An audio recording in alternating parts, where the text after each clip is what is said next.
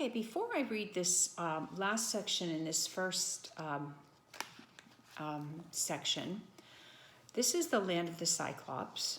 And you need to understand that in Greek society, hospitality was a very big expectation of the Greeks. Meaning that if people came to your house, it was expected that you treated them like family. You were expected to give them food, drink, sleeping arrangements. Hospitality was expected. If people came to your house, you did that for them. You gave them everything to make them feel completely comfortable. You were expected to give them food and drink.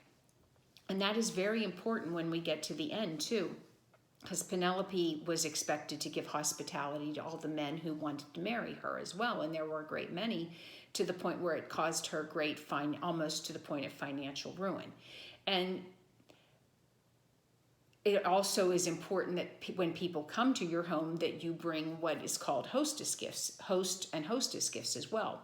And with this situation with the Cyclops, Odysseus is going to bring gifts to the Cyclops as well. And the fact that the Cyclops doesn't buy into the whole idea of hospitality and reciprocal hospitality is almost, it's not something that is acceptable and appreciated by Odysseus, and it gets Odysseus into a lot of trouble. This is a situation where before the men should have listened to Odysseus. Now in the Cyclops, it's reversed. Odysseus should have listened to the men. So we're going to have a real interesting situation coming up with the Cyclops. Now, just to let you know, you need to understand what a Cyclops is. This is a character that has one eye in the middle of his head. The Cyclops is very base. He is very disgusting. You need to think of him as the most low-life character as possible. He lives in a cave. He lives in a cave with animals. He's actually gross, where the Greek soldiers are rather refined, so they're confused by this Cyclops in every sense of the word. And as we read this, you need to envision the Cyclops as base and as gross as possible. And I'll leave it at that. So I need you to get put as much visualization into your mind as possible as we read this. Okay, the next land Odysseus and his men visit in Book 9 is the land of Cyclopes, one-eyed giants who dwell in the mountain caves. Odysseus disembarks with 12 of his best men to investigate the cave of the Cyclops, named Polyphemus, or Polyphemus. We'll call him Polyphemus on this one. Some people call him the one, but we'll go with Polyphemus, who happens to be the son of Poseidon. Once they reach the cave, Odysseus' men suggest that they steal the giants' cheeses and livestock and flee as quickly as possible back to the waiting ships. Odysseus, however, wants to wait so he can see the giant for himself. His curiosity puts him and his men in grave danger, and the hero must use some of his famed wiliness in order to escape with his life. We lit a fire, burnt an offering, and took some cheese to eat, then sat in silence around the embers waiting. When he came, he had a load of dry boughs on his shoulders to stoke his fire at supper time. He dumped it with a great crash into that hollow cave, and we all scattered fast to the far wall. Then over the broad cavern floor, he ushered the ewes he meant to milk. He left his rams and he-goats in the yard outside and swung high overhead a slab of solid rock to close the cave. 24 four-wheeled wagons with heaving wagon teams could not have stirred the tonnage of that rock from where he wedged it over the door sill. Next, he took a seat and milked his bleeding ewes. A practiced job he made of it, giving each ewe her suckling, thickened his milk, then into curds and whey, sieved out the curds to drip in withy baskets, and poured the whey to stand in bowls, cooling until he drank it for a supper. When all these chores were done, he poked the fire, heaping on brushwood. In the glare, he saw us. "Strangers," he said, "who are you, and where from? What brings you here by seaways, a fair traffic? Or are you wandering rogues who cast your lives like dice and ravage other folks by sea?" We felt a pressure in our hearts, and in dread of that deep rumble and that mighty man, but all the same I spoke up in reply. "We are from Troy, Achaeans, blown off course by shifting gales on the great South Sea, homeward bound, but taking routes in ways uncommon, so the will of Zeus would have it. We served under Agamemnon, son of Atreus. The whole world knows what city he laid waste, what armies he destroyed. It was our luck to come here. Here we stand, beholden for your help, or any gifts you give. As custom it is to honor strangers, we would entreat you, great sir, have a care for the gods. Courtesy, Zeus will avenge the unoffending guest." He answered this from his brute chest unmoved. "You are a ninny, or else you come from the other end of nowhere telling me mind the gods. We Cyclopes care not a whistle for your thundering Zeus, or all the gods in bliss. We have more force by far. I would not let you go for fear of Zeus, you or your friends, unless I had a whim to. Tell me, where was it now you left your ship? Around the point or down by the shore, I wonder?" He thought he'd find out, but I saw through this and answered with a ready lie. "My ship, Poseidon, Lord, who sets the earth a-tremble, broke it up on the rocks at your land's end. A wind from seaward served him, drove us there. We are survivors, these good men and I." Neither reply nor pity came from him, but in one stride he clutched at my companions and caught two in his hand like squirming puppies, to beat their brains out and spattering the floor. Then he dismembered them and made his mill, gaping and crunching like mountain lion, everything, innards, flesh, and marrow bones.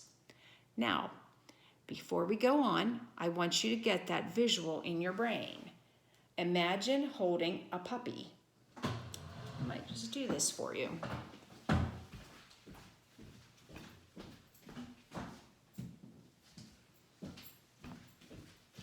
He grabs a squirming puppy like this. Imagine holding a squirming puppy. And then he bashes the brain of the squirming puppy and then rips it apart.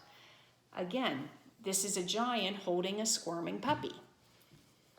Get the visual of that. And then he dismembers the thing.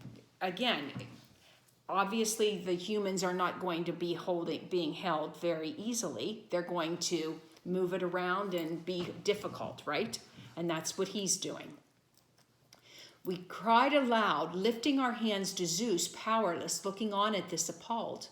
But Cyclops went on filling up his belly with man flesh and great gulps of whey, then lay down like a mast among his sheep. My heart beat high now at the chance of action, and drawing the sharp sword from my hip, I went along his flank to stab him, where the midriff holds the liver. I had touched the spot when sudden fear stayed me. If I killed him, we perished there as well, for we could never move his ponderous doorway slab aside. So we were left to groan and wait for morning.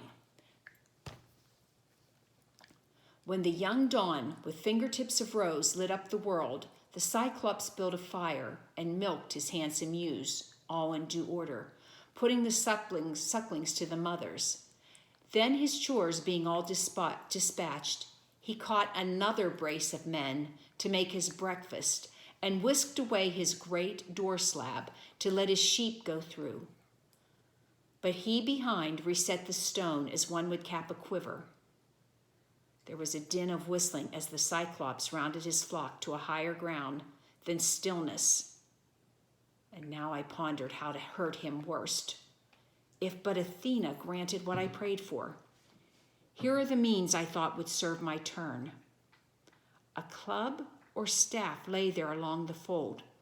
An olive tree felled green and left to season for Cyclops' hand. And it was like a mast, a hugger of 20 oars broad in the beam, a deep sea-going craft, might carry so long, so big around it seemed. Now I chopped off a 6-foot section of this pole and set it down before my men who scraped it. And when they had it smooth, I hewed again to make a stake with pointed end. I held this to the fire's heart and turned it, toughening it, then hid it well back in the cavern under one of the dung piles in profusion there. Now came the time to toss it, for who ventured along with me? Whose hand could bear to thrust and grind that spike in Cyclops' eyes when mild sleep had mastered him? As luck would have it, the men I would have chosen won the toss. 4 strong men, and I made 5 as captain. So Odysseus is being very smart here. He knew that he couldn't stab the Cyclops in his sleep, because if he would have killed him in his sleep, the men would have perished and wouldn't have been able to get out of the cave, because Cyclops had put that big stone boulder and the men could not have gotten out. So he needed the Cyclops to open the door for them. So he said, what I need to do is hurt him really badly. And how could I hurt him? I'll stab him in the eye. And he found a big tree that just happened to be growing in the cave, and he got it, and he sharpened the edge, and he got 4 of his men who were going to, while he was sleeping, stab his eye. At evening came the shepherd with his flock, his woolly flock. The rams as well this time entered the cave by some sheep-herding whim of God's bidding. None were left outside. He hefted his great boulder into place and sat him down to milk the bleeding ewes in proper order, put the lambs to suck, and swiftly ran through all his evening chores. Then he caught 2 more men and feasted on them. My moment was at hand, and I went forward, holding an ivy bowl of my dark drink, looking up, saying, Cyclops, try some wine. There's liquor to wash down your scrapes of men. Taste it and see the kind of drink we carried under our planks. I meant it for an offering if you would help us home, but you are mad, unbearable, a bloody monster. After this, were any other traveler come to see you? He seized and drained the bowl, and it went down so fiery and smooth he called for more. Give me another, and thank you kindly. Tell me, how are you called? I'll make a gift will please you. Even Cyclops know the wine grapes grow out of grassland and loam in heaven's rain, but here's a bit of nectar and ambrosia. 3 bowls I brought him, and he poured them down. I saw the fuddle and flush come over him. Then I sang out in cordial tones, Cyclops, you ask my honorable name. Remember the gift you promised me, and I shall tell you. My name is Nobody. Mother, father, and friends, everyone calls me Nobody. And he said, Nobody's my meat then. After I eat his friends, others come first. There's a noble gift now. Even as he spoke, he reeled and tumbled backward, his great head lolling to one side, and sleep took him like any creature. Drunk, hiccuping, he dribbled streams of liquor and bits of men. Now, by the gods, I drove my big handspike deep in the embers, charring it again, and cheered my men along with battle talk to keep their courage up. No quitting now. The pike of olive, green though it had been, reddened and glowed as if about to catch. I drew it from the coals, and my 4 fellows gave me a hand, hugging it near the Cyclops, as more than natural force nerved them. Straight forward they sprinted, lifted it, and rammed it deep in his crater eye, and I leaned on it, turning it as a shipwright turns a drill in, planking, heaving men below to swing the two-handled strap that spins it in the groove. So with our brand, we bored that great eye socket while blood ran out around the red-hot bar. Eyelid and lash were sealed. The pierced ball hissed, roiling, and the roots popped.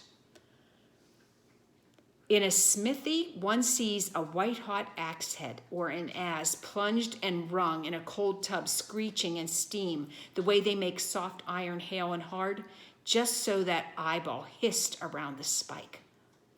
The Cyclops bellowed, and the rock roared around him, and we fell back in fear. Clawing his face, he tugged the bloody spike out of his eye, threw it away, and his wild hands went groping. Then he set up a howl for the Cyclops, who lived in cage on windy pikes nearby. Some heard him, and they came out by the diver's way to clump around outside and call. Excuse me a second. Stop. Stop.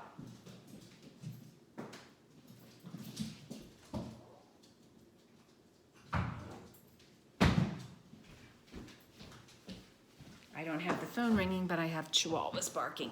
I need you to visualize or imagine when you get something in your eye, how much it hurts. But imagine having one eye in the middle of your head and somebody putting a scalding hot spike in the middle of your head and the pain that had to endure. And Homer gives us the visualization of, have you ever put a scalding hot dish in dishwater and it goes shh, and you get all that steam? That's what he is envisioning for the Cyclops. When they put that in, you get that shh, and that's what happened around his eyelash.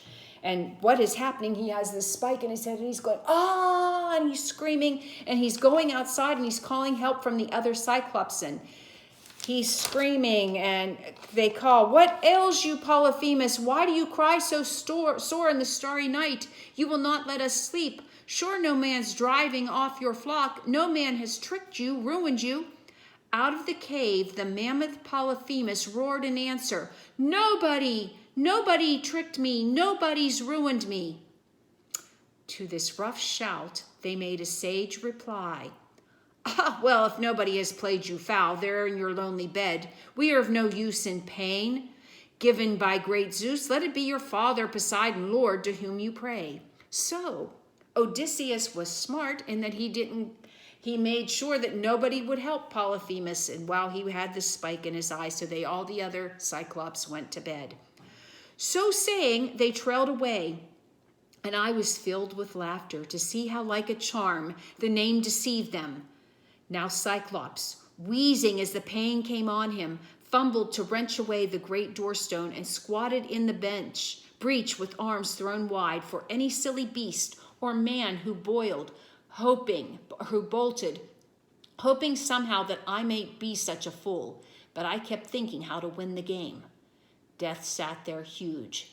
How could we slip away? I drew on all my wits and ran through the tactics, reasoning as a man will for dear life, until a trick came, and it pleased me well. The Cyclops rams were handsome, fat, and with heavy fleeces, a dark violet. And what Odysseus was thinking ahead of time, because here he is with the spike out of his hand, and he's reaching down, trying to find the men as they were running out. But Odysseus was one step ahead of the Cyclops, and he said to his men, don't run for the door, just stay back, because he's going to reach down for you. So what he's going to do now, all the rams are in there, and he's going to get all of his men, and he's going to have them hold on to the bottoms of the ram while he's going to tie them on and say, what you're going to do is you're going to ride onto the bottoms of the rams. So when he lets the rams out, all he's going to do is touch the tops, and you're going to be hanging on to the bottom. And they're going to be big woolly rams, and he's never going to know. So you're going to be able to sneak out on the bottoms of the ram. 3 abreast, I tied them silently together, twining cords of willow from the ogre's bed, then slung a man under each middle one to ride there safely, shielded left and right, so 3 sheep could convey each man. I took the woolliest ram, the choicest of the flock, and hung myself under his kinky belly, pulled up tight with fingers twisted deep in sheepskin ringlets for an iron grip. So breathing hard, we waited until morning. When dawn spread out her fingertips of rose, The rams began to stir, moving for pasture, and peals of bleating echoed round the pens where dames with udders full called for milking. Blinded and sick with pain from his head wound, the master stroked each ram, then let it pass. But my men, riding on the pectoral fleece, the giant's blind hands blundering, never found. Last of them, all of my ram, the leader came, weighted by wool, and me with my meditations. The Cyclops patted him, and then he said, "Sweet cousin ram, why lag behind the rest in the night cave? You never linger so, but graze before them all and go afar, to crop sweet grass and take your stately way, leading along the streams, until at evening you run to be the first one in the fold. Why now so far behind? Can you be grieving over your master's eye? That carrion rogue and his accursed companions burnt it out when he had conquered all my wits with wine. Nobody will not get out alive, I swear. Oh, had your brain and voice to tell when he might now be dodging all my fury. Bashed by this hand and bashed on this rock will his brains would strew the floor, and I should have rest from the outrage. Nobody worked upon me. He sent us into the open then." Close by, I dropped and rolled clear of the ram's belly, going this way and that to untie the men with many glances back. We rounded up his fat, stiff-legged sheep to take aboard and drove them down to where the good ship lay. We saw as we came near our fellows' faces shining. Then we saw them turn to grief, tallying those who had not fled from death. I hushed them, jerking head and eyebrows up, and in a low voice told them, "Load this herd, move fast, and put the ship's head toward the breakers." They all pitched in a loading, then embarked and struck their oars into the sea. Far out, as far offshore as shouted words would carry, I sent a few back to the adversary. "O Cyclops, would you feast on my companions? Puny am I in a caveman's hands. How do you like the beating that we gave you, you damned cannibal? Eater of guests under your roof? Zeus and the gods have paid you." The blind thing, in his doubled fury, broke a hilltop in his hands and heaved it after us. Ahead of our black prow it struck and sank, overwhelmed in a spuming geyser, a giant wave that rushed the ship's stem foremost back to shore. I got the longest boat hook out and stood fending us off with furious nods to all to put their backs into a racing stroke. Row, row, or perish. So the long oars bent, kicking the foam sternward, making head until we drew away and twice as far. Now, when I cupped my hands, I heard the crew in low voices protesting. "God's sake, Captain, why bait the beast again? Let him alone. That tidal wave he made on the first throw all but beached us, all but stove us in. Give him our bearing with your trumpeting, he'll get the rage and lob a boulder. Aye, he'll smash our timbers and our heads together." I would not heed them in my glorying spirit, but my anger flared and yelled, "Cyclops, if ever mortal man inquire how you were put to shame and blinded, tell him Odysseus, raider of cities, took your eye, Laertes' son, whose home's on Ithaca." At this he gave a mighty sob and rumbled, "Now comes the weird upon me. Spoken of old, a wizard grand and wondrous lived here. Telemus, a son of Eurymus, great length of days, he had a wizardry among the Cyclopes. And these things he foretold for time to come. My great eye lost, and at Odysseus' hands. Always I had in mind some giant, armed in giant force, would come against me here. But you, small, pitiful, and twiggy, you put me down with wine, you blinded me. Come back, Odysseus, and I'll treat you well, praying the god of earthquake to befriend you. His son I am, for he by his avowal fathered me, and if he will, he may heal me in this black wound, he and no other of all the happy gods or mortal men." Few words I shouted in reply to him. "If I could take your life, I would, and take your time away and hurl you down to hell. The god of earthquake could not heal you there." At this he stretched his hands out in darkness toward the sky of stars and prayed Poseidon. "Oh, hear me, Lord, blue girdler of the islands. If I am thine indeed, and thou art father, Grant that Odysseus, raider of cities, never see his home, Laertes' son, I mean, who kept his hall on Ithaca. Should destiny intend that he shall not see his roof again among his family in his fatherland, far be that day, and dark be the years between. Let him lose all companions and return under strange sail to bitter days.